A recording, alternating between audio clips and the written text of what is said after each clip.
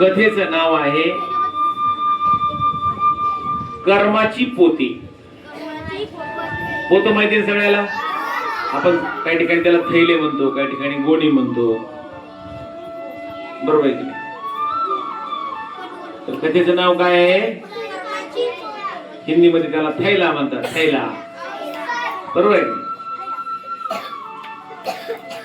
एक राजा होता. कोण होता? आणि त्या राजाच्या दरबारामध्ये भरपूर असे मंत्रीगण होते. आणि त्यांनी त्यामधल्या 3 मंत्र्यांना बोलावून घेतलं. कुणाला? त्या मंत्र्यांना बोलावून घेतलं आणि तिघांकडे एक एक पोतं दिलं. काय दिलं? पोतं किंवा आपण गोणी म्हणत नाही का, दिली. आणि त्यांना सांगितलं, तुम्ही आता आपल्या राजवाड्यासमोर जी बाग आहे त्या बागेमध्ये जा. कुठं जा? बागेमध्ये जा. आणि बागेमध्ये जाऊन काय करा, या ज्या गोण्या आहे, हे तुम्हाला जे दिलेलं पोतं आहे, हे प्रत्येकाने फळांनी भरून आणायचं. कशाने भरून आणायचं? त्या बागेमध्ये वेगवेगळे फळ होते. चिकू असतील, पेरू असतील, आंबे असतील, भरपूर फळं होते. सगळ्यांनी काय करायचं, ते पोते भरून आणायचे. मग त्यातला जो एक चांगला मंत्री होता कामाचा, त्या कामाच्या मंत्र्यानं काय केलं, त्या बागेमधले चांगली चांगली चांगली चांगली पाडायला लागलेली सुंदर सुंदर खाण्यायोग्य चांगली चांगली सगळ्या झाडांची फळं काढली आणि त्यांनी गोणी भरली. दुसरा मंत्री होता, तो जरा आळशी होता, थोडा कामचोर होता.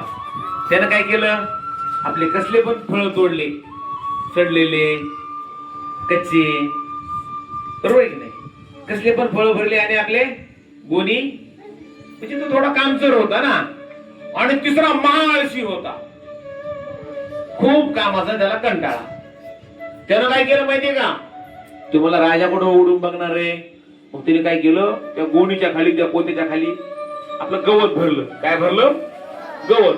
आणि वर एक 5-7 फळं ठेवले. कुठं? वर तोंडाला गोणीच्या. आणि खाली काय भरलं? गवत. त्यावेळेला कुठं राजा उडून बघणार आहे. आणि मग ते तिघही दरबारामध्ये आपापल्या गोण्या घेऊन, आपापले पोते घेऊन दरबारामध्ये आले. आणि राजाने सांगितलं, मग आता काय करा म्हणले, यांना, या तिघांनाही या गोण्या सकट काय करा, तुरुंगामध्ये आतमध्ये कोठडीमध्ये यांना डांबून ठेवा. 1 महिनाभर यांना बाहेर काढायचं नाही. ठेवलं त्यांना आतमध्ये खोलीमध्ये त्या गोण्या घेऊन.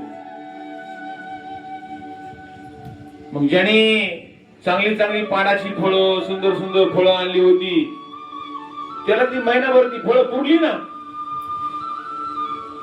ती फळं काय झाली, त्याला पुरली. काही त्यांनी पाडा आणली होती, पाडाला लागलेली आणली होती, त्याला ती फळं पुरली.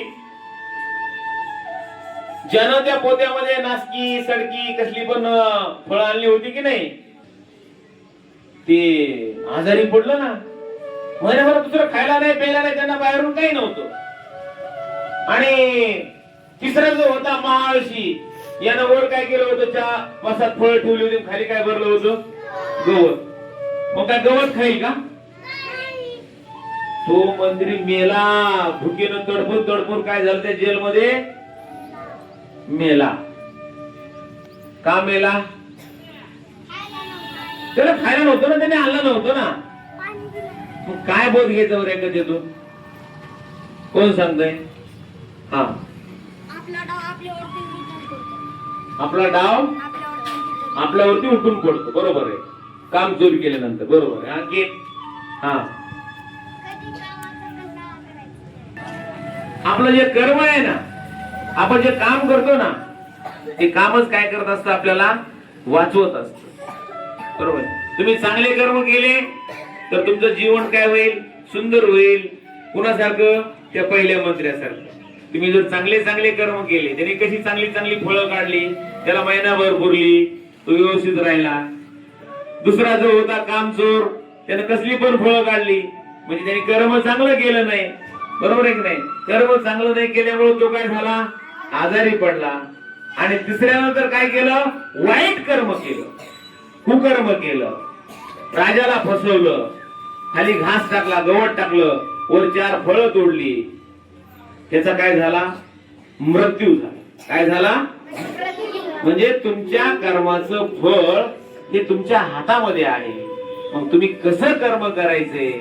पहिल्या मंत्र्यासारखे सुंदर सुंदर फळं तोडायची का दुसऱ्या मंत्र्यासारखं कसली पण फळं तोडायची का तिसऱ्या मंत्र्यासारखं राजाला फळं म्हणून गवत गोळा करून गोणीमध्ये भरायचंय? हे तुम्ही ठरवायचं. आपल्या कर्माची गोणी, आपल्या कर्माचं पोतं आपण जसं भरू तसं आपलं जीवन काय होणार आहे? सुखद होणार आहे, सुंदर होणार आहे. चांगलं कर्म केलं तर चांगलंच फळ आपल्याला मिळणार आहे. म्हणून तुम्ही सगळेजण कसं कर्म करणार रे? करणार की नाही?